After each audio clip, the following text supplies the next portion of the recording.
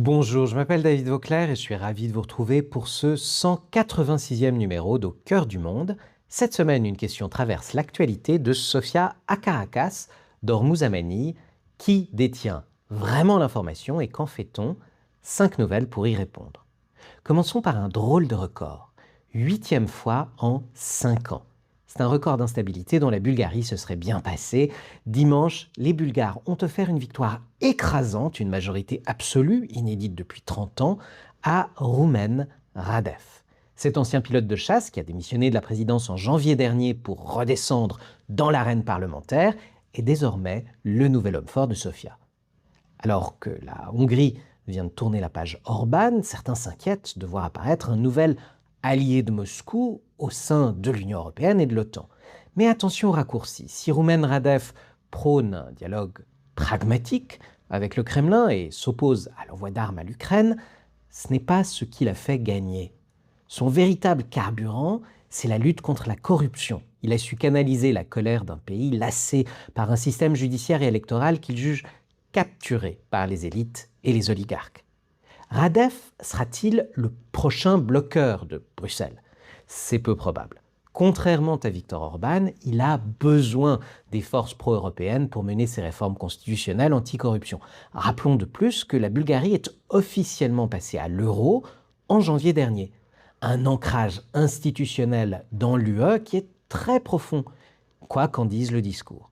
On s'attend donc à un profil à la Robert Fico, des déclarations parfois musclées à destination de sa base nationale, mais une coopération réelle sur les dossiers européens essentiels. En bref, la Bulgarie gagne enfin en stabilité politique, mais au prix d'une diplomatie qui s'annonce désormais beaucoup plus acrobatique pour ses alliés. De Sofia à Ormuz, si la Bulgarie illustre les contradictions de l'Europe, l'Iran illustre celles de la Pax Americana. Avant-hier, Donald Trump a prolongé indéfiniment le cessez-le-feu avec l'Iran, qui devait expirer hier. Mais ne vous y trompez pas, ce n'est pas un geste de paix, c'est une stratégie d'étouffement.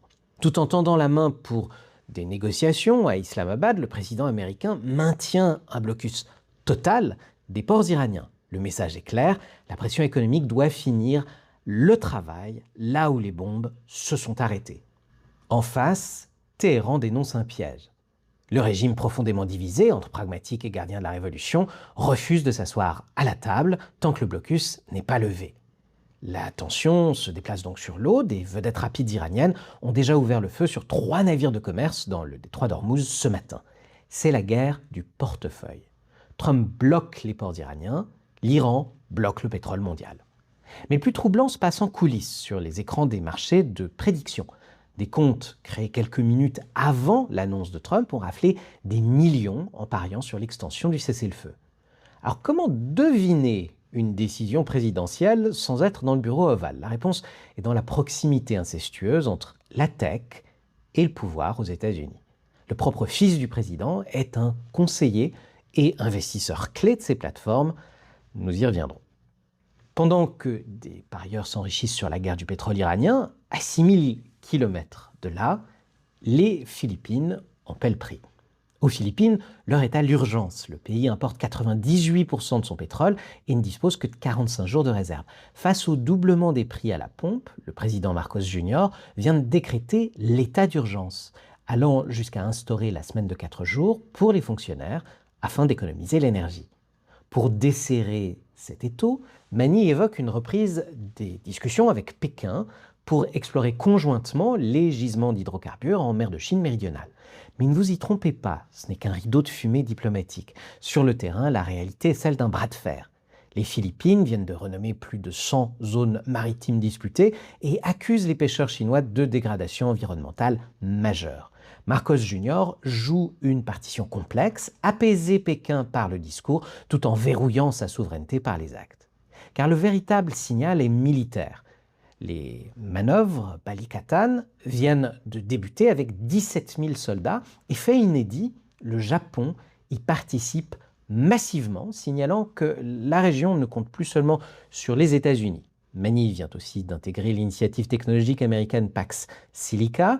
Le calcul est simple, entre une Chine aux promesses d'investissement non tenues et avec une certaine agressivité sur l'océan, et une Amérique parfois imprévisible mais garante de l'équilibre des forces, manie à trancher pour ses alliés asiatiques, une Amérique volatile mais un peu plus lointaine vaut mieux qu'une Amérique absente. D'une mer disputée à une autre transition surveillée, direction Caracas. Cela fait un peu plus de 100 jours que l'ère Maduro s'est achevée sous la pression des forces spéciales américaines. 100 jours et pourtant l'événement, qui devait être le séisme de 2026, semble presque déjà éclipsé. Pourtant, sur place, l'espoir est immense. 80% des Vénézuéliens attendent une amélioration rapide de leur vie. La réalité est-elle à la hauteur ? Le premier grand signal est économique. Le géant espagnol Repsol vient de signer son grand retour avec l'aval de Washington. L'objectif est colossal, augmenter la production de 50% en un an. Caracas a lancé des réformes éclairs, les acteurs privés peuvent désormais explorer, extraire et vendre leur pétrole directement, sans passer par le goulot d'étranglement de l'État. La production remonte déjà à 1,2 million de barils par jour et la croissance pourrait bondir de 12%. Mais attention au mirage. Si l'économie sourit, et sourit beaucoup aux géants du pétrole, le système, lui, n'a pas bougé d'un iota. À la tête du pays, Delcy Rodriguez, l'ancienne numéro 2 de Maduro, joue les équilibristes. Elle libère des prisonniers pour plaire à Washington et purge l'armée pour éviter un coup d'État, mais refuse toujours de prononcer le mot « élection ». Les milices, les fameux colectivos, patrouillent toujours dans les rues. C'est un peu comme changer le PDG toxique d'une entreprise sans en modifier la culture. La structure reste la même. Le pari des États-Unis est osé. Ils espèrent que la prospérité économique finira par étouffer la répression politique.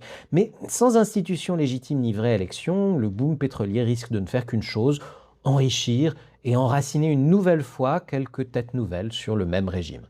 Le Venezuela a changé de visage, mais pas encore de destin.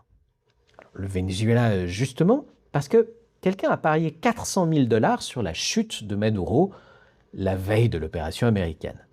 Un courriel glacial de la Maison-Blanche vient de rappeler à ses fonctionnaires qu'utiliser des informations confidentielles pour parier sur des plateformes comme Polymarket ou Kalshi est un crime fédéral.